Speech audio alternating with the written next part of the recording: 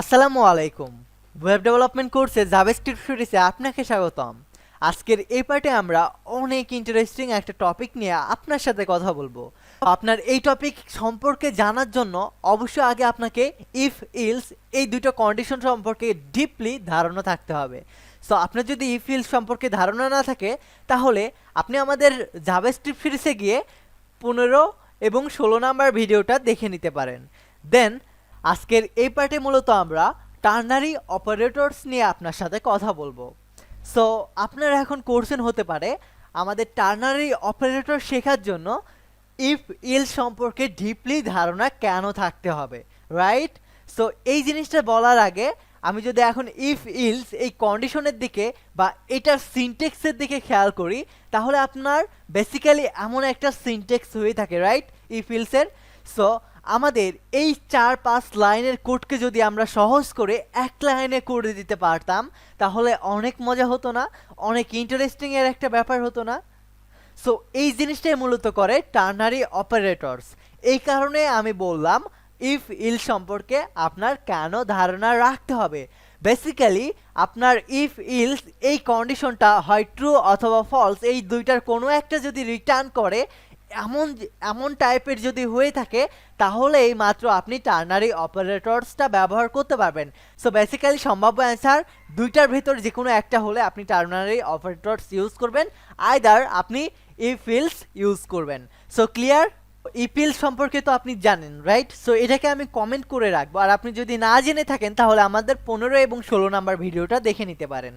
So এখন আমাদের question হচ্ছে টার্নারি অপারেটরস, এটা সিনটেক্সটা কেমন হয়, রাইট? সো এটা সিনটেক্সটা মূলত অনেকটা এমন হয়, আপনার এখানে কন্ডিশনাল একটা ব্র্যাকেট দিতে হবে, ব্র্যাকেট না দিলেও হয়। এই ব্র্যাকেটের ভিতরে আপনার কন্ডিশনটা থাকবে অথবা ব্র্যাকেট ছাড়াও আপনার কন্ডিশনটা আপনি অ্যাপ্লাই করতে পারবেন। সো বেসিক্যালি ধরেন আমি ব্র্যাকেট দিয়ে একটা কন্ডিশন থাকবে, লাইক এমন একটি কন্ডিশন থাকবে, যে কোনো একটা কন্ডিশন থাকতেই পারে, এমন কিছু একটা কন্ডিশন থাকবে। সো এই জিনিসটা দেওয়ার পরে, কন্ডিশন দেওয়ার পরে আপনার একটা কোশ্চেন মার্ক দিতে হবে। কোশ্চেন মার্ক দেওয়ার পরে আপনার কন্ডিশনের ভিতরে আপনি কি করতেন? কনসোল ডট লগ করতেন, করে যে রেজাল্টটা হতো সেটাকে বলতেন না? ঠিক একইভাবে আপনি এখানে স্ট্রিং টাইপ অথবা নাম্বার টাইপ বা ইন্টিজার টাইপ কোনো একটা ভ্যালু দিয়ে দিবেন। দেওয়ার পরে আপনার একটা ক্লোন ইউজ করতে হবে। ইউজ করার পরে ফলসে গিয়ে বা আপনার ইলসে গিয়ে আপনি কি বলতেন? ইলসে গিয়ে আরও একটা রেজাল্ট দিতেন, এমনভাবে কিছু একটা থাকতো কনসোল ডট লগের ভিতর, অথবা নাম্বার টাইপ কিছু একটা থাকতো, রাইট? সো ঠিক একইভাবে আপনার এই জিনিসটা এখানে হয়ে যাবে। সো বেসিক্যালি টার্নারি অপারেটরের সিনটেক্সটা মূলত হয় এমন।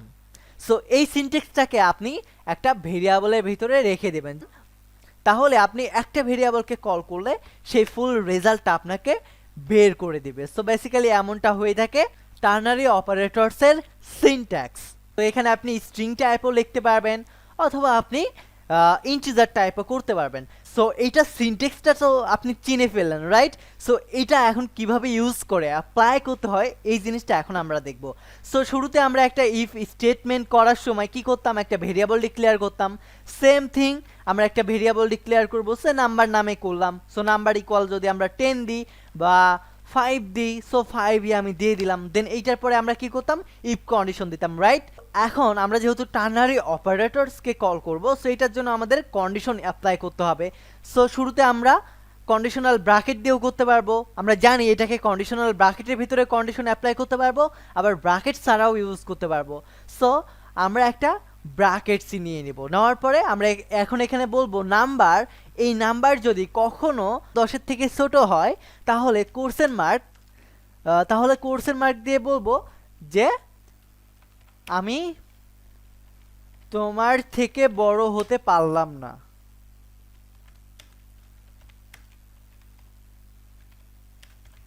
সো এই কথাটা বলবে। আর যদি কখনো নাম্বার 10-এর থেকে বড় হয়ে যায় তখন আমাদের ক্লোন দিয়ে বলতে হবে আমি তোমার থেকে বড় হয়ে গেছি।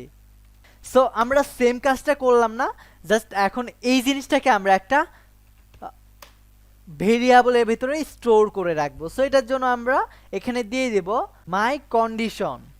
সো এখানে গিয়ে আমি জাস্ট এটাকে রেখে দেব। তাহলে এখন যদি আমি কনসোল ডট লগের ভিতরে মাই কন্ডিশনকে কল করি তাহলে আমাদের এই জিনিসটা, এই ইফ ইলসে যে কাজটা করতো সেম কাজটা আমাদের কিন্তু করে দেবে। জাস্ট দেখেন আমি তোমার থেকে বড় হতে পারলাম না, বিকজ নাম্বার এখন কিন্তু 10-এর থেকে ছোট। সো সামহাও যদি এটা 5 না হয় 50 করে দিই, তাহলে কিন্তু এটা বড় হয়ে যাবে। এখন আমাকে বলবে ইয়ে আমি তোমার থেকে বড় হয়ে গেছি। সো সেম কাজটা করতেছে না? আমরা এই ফিল্ডে যে কাজটা করতে পারতাম সেম কাজটাই আমি করতে পারবো, যদি না সেটা হয় ট্রু অথবা ফলস হয়। সো আমরা টার্নারি অপারেটরটা ততক্ষণই ইউজ করতে পারবো যতক্ষণ পর্যন্ত এটা সম্ভাব্য অ্যান্সার 2-এর অধিক হবে না, মানে হয় ট্রু অথবা ফলস, যে কোনো একটার সম্ভাব্য অ্যান্সার হবে তখনই এই টার্নারি অপারেটরটা ইউজ করবেন। সো এখন আমি যদি ব্র্যাকেটটা কেটে দিই তাহলেও কিন্তু দেখেন আমাদের সেম রেজাল্টটা দেখাবে। সো আপনি ব্র্যাকেট দিয়েও ইউজ করতে পারবেন, ব্র্যাকেট ছাড়াও কিন্তু এটাকে ইউজ করতে পারবেন। সো এই পার্টে এই পর্যন্তই থাকবে। ভালো থাকবেন, সুস্থ থাকবেন, টেক এ রিস্ক।